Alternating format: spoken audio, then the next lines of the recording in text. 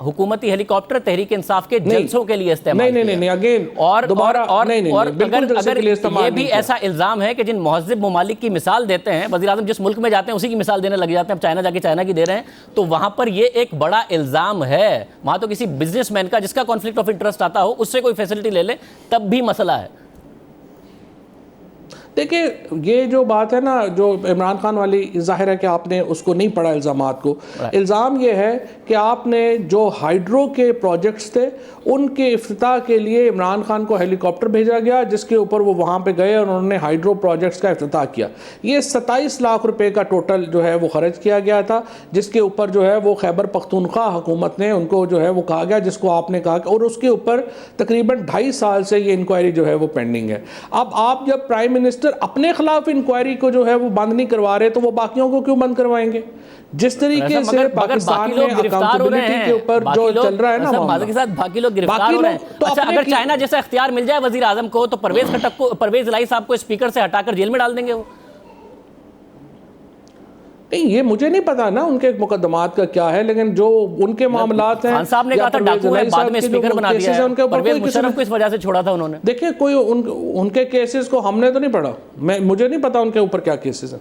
अच्छा, मगर फिर हुकूमत वो चाहते हैं कि मिनिस्ट्रियल लेवल के लोगों को जिस तरह चाइना ने जेल में डाला है वैसे मुझे अख्तियार मिल जाए, और सारे के सारे जो तहरीक इंसाफ में आ जाए उसके खिलाफ कार्रवाइयां नहीं हो रही होती। जो मुशर्रफ के साथ रहे, नवाज शरीफ साहब के साथ रहे, इतने सारे तो वजीर आपके साथ वो है, तो उनका मुल्क को बिगाड़ने में कोई हाथ नहीं है। उन्हें जेल में डालना चाहते हैं, अपनी काबीना में रखना चाहते हैं, या चाइना जैसे अख्तियार उन्हें सिर्फ अपोजिशन के लिए चाहिए?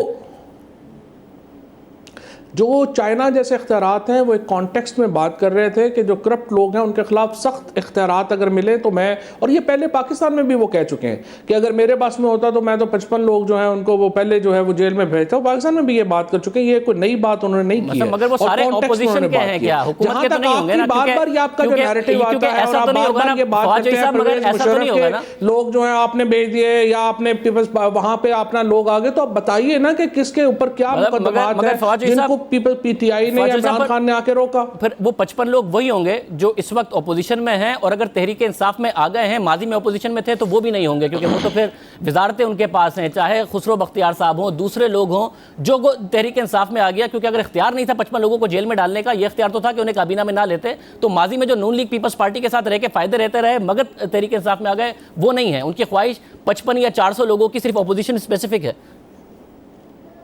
सवाल ये पैदा होता है कि जो लोग पीटीआई में मिनिस्टर बने, खुसरो बख्तियार का आपने नाम लिया, उनके ऊपर क्या केसेस हैं?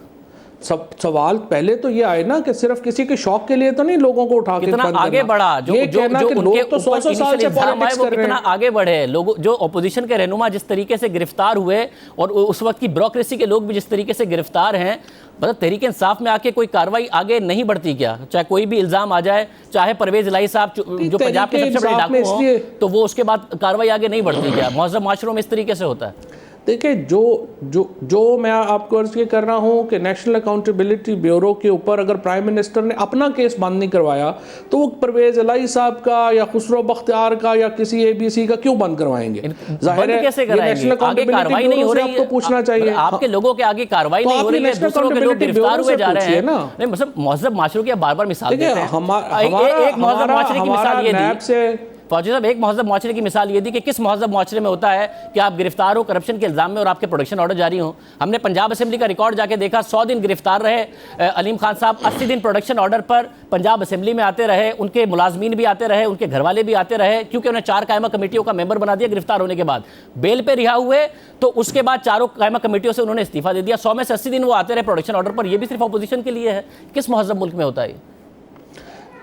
देखिए मसला क्या है, मसला ये है कि ये जो अलीम खान के ऊपर केस है या सब्तैन के ऊपर जो केस बना या जो ये परवेज़ खटक साहब के ऊपर केस बना है, उनकी नौयत, उनकी हैयत बिल्कुल मुख्तलिफ है उन केसेस से जो कि नवाज शरीफ, शहबाज शरीफ या बाकी लोगों के ऊपर है। और इनके ऊपर अरबों रुपए की जो करप्शन है उसके इल्ज़ामात हैं, उनके ऊपर जो इल्ज़ामात है वो खुद ही अदालतें कह रही हैं कि ये मजाक है। और ये मैं आपसे दूसरी बात करना चाहता हूँ कि अगर आपको 29 लाख रुपए के इतने सारे फ्लैट उन्होंने लंदन में लिए हुए हैं, हाँ, ट्रीटमेंट में जरूर फर्क है। अगर आपको इल्जाम में फर्क पता नहीं आप जो कह रहे हैं या नहीं है, 6 महीने की डेडलाइन देके जरूर नवाज शरीफ का केस आगे बढ़ाया गया, वो गिरफ्तार भी हैं, उनके खिलाफ फैसले भी आ गए, फिर एक जज अरशद मलिक भी आ गए जो वीडियो में कन्फेस कर रहे हैं। ट्रीटमेंट में फर्क जरूर है, इल्जाम की नौयत का फर्क आप बता रहे हैं। तो ये तो आपको नैब से फिर पूछना चाहिए कि बाकियों के खिलाफ केसेस क्यों नहीं आगे बढ़ रहे, क्योंकि हमारा तो उनके साथ इतना ही ताल्लुक है जितना आपका उनसे ताल्लुक है। बहुत शुक्रिया, फवाद चौधरी साहब हमारे साथ मौजूद थे।